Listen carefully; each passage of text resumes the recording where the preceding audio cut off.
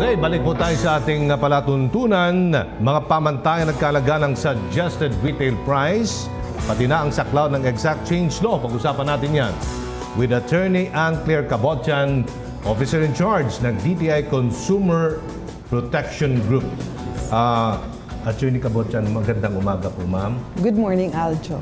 Magaling kong professor po sa Arellano at ngayon ay nakatutok na sa DTI. Ma'am, ano po yung mga prohibitions and exceptions sa batas na ito? Ito pong exact change law. Well, the exact change law, although took effect August 16 of this year, we are still drafting the implementing rules and regulations, and DTI is given 120 days to be able to draft those IRR. On the coverage, it says all persons, natural or juridical, that sell goods or services. So that is the scope. Kaya yung exceptions niyan, dapat mapag-usapan yan sa pag-draft ng IRR. Kasi alam namin na may mga sektor na sabi nila hindi sila kasama. For instance, yung jeepney drivers, yung taxi drivers, may naririnig na kami na hindi sila kasama.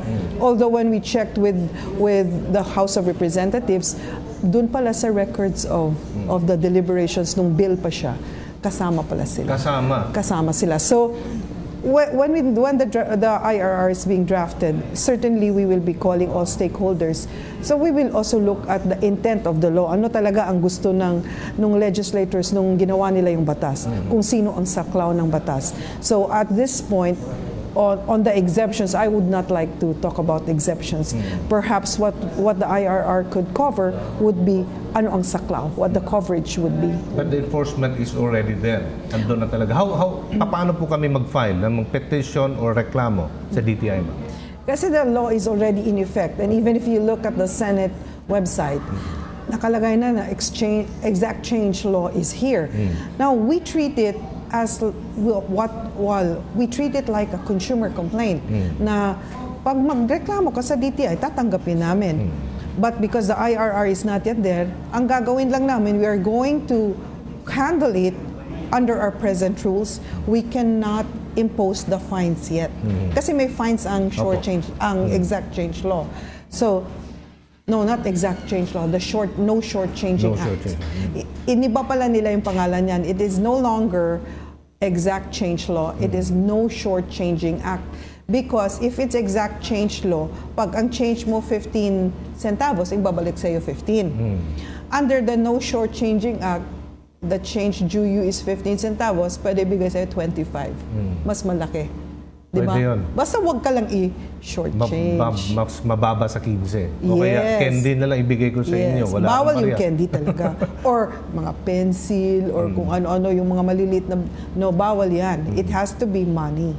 So if you file a complaint, maggagawa ka agad ng aksyon ang DTI. Paano po, ma'am? Well, ang DTI kasi, we will really accept any complaint from a consumer. And we think that is really a consumer issue. Yung hindi ka binabalikan nung ano. So tatanggapin namin yan.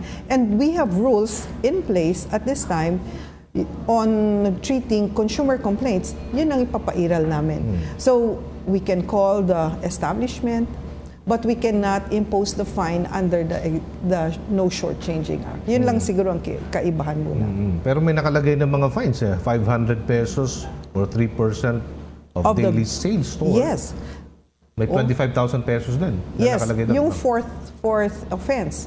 And when you get to the fourth offense, aside from the fine, then you are already ordered closed. Yun na yung last eh. So if you're a big supermarket, kunyari, first offense, 500 pesos or 3% of your gross sales for the day when the offense was committed. So kung ang sales mo sa isang araw 500,000, 3% is a material amount. Malaking bagay na yun. Pagdating mo ng third offense, pwede ka ng 3 months suspension together with the fine. O kasi talagang ganun na nangyayari sa atin sa grocery minsan, kaya hindi binibigay. Sa mga taxi drivers, lalo na. Taxi drivers talaga. Pag bibigyan mo ng pera, hindi ka nasusuklihan ng mga yan. So, pwede. Hintayin na lang natin yung IRR. So, how's the DTI's info campaign to help consumers know their rights about this, ma'am? Paano yung information dissemination? Kaya kami talaga umiikot. Na we are talking about the No Shortchanging Act in all the forum that we're invited to. So, we are doing it quad media. And all our DTI offices also doon sa respective jurisdictions nila, the provincial offices are talking about it. So we are really going to go around the country more to talk about this para malaman. At saka kasi nung magpa-public consultation, dapat kasi alam nila kung anong pinag-uusapan. May hotline ba ang DTI para sa, ibigay nilang complaint nila or pupunta sila sa DTI? Saan sila pupunta man at pwedeng tawagan ng DTI? Well, we have a hotline which is 751-3330. Or they can always contact us via email, yung www.dti.gov.ph. May email address kami doon. Pag tiningnan mo yung website, how to contact DTI. Okay. Yes. Sa suggested retail price naman, nung nakaraan, nag-rollback yung SRP of basic goods dahil doon sa pagbaba ng presyo ng mga gasolina, tumataas na naman, ma'am. Anong update natin doon?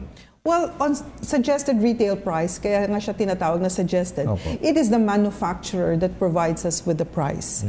So, what DTI does through the Consumer Protection and Advocacy Bureau is to really just look at the numbers and see that it is a reasonable price because business always has the right naman to earn a certain profit. Kaya lang, hindi dapat yung excessive yung profit, di ba, for these basic goods and commodities. So, ang ano lang natin, at this time, if prices go up for those basic necessities, magbibigay lang sila sa DTI and DTI will, look at it. Look at the figures. So, right now, we do not have any outstanding issue on prices, but nung naghabagat nga, we really went around to monitor the prices. So, wala namang paglabag na nakita ninyo? May nakita kami actually. Binibigyan namin ng show cause order. So under the Price Act, ito iba namang batas. Under the Price Act, meron talaga siyang if the establishment does not bring it down to suggested retail price and is not able to justify the price at which they sell it, it's a fine of 20,000, range of 20,000 to 1 million under the Price Act as amended. Sa batas, kinakailang, what should they be, anong dapat nilang i-comply sa batas sa mga negosyante sa pagtitinda nila ng kanilang mga produkto? Well, under the Price Act, dapat may price tag. May price tag. Kahit dun sa groceries, dapat may price tag. Hindi pa pwedeng walang tag yung produkto, lalo na yung mga basic goods.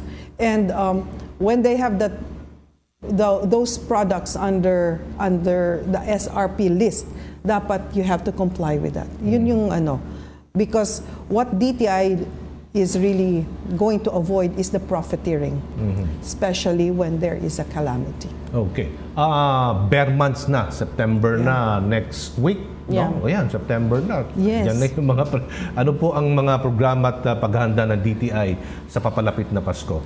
Well, lalo kaming iikot sa monitoring para makita natin yung presyo ng mga, ito naman yung Noche Buena products na ang tinitingnan natin. So, ikot kami ng ikot. We have monitors that are really out there every single day.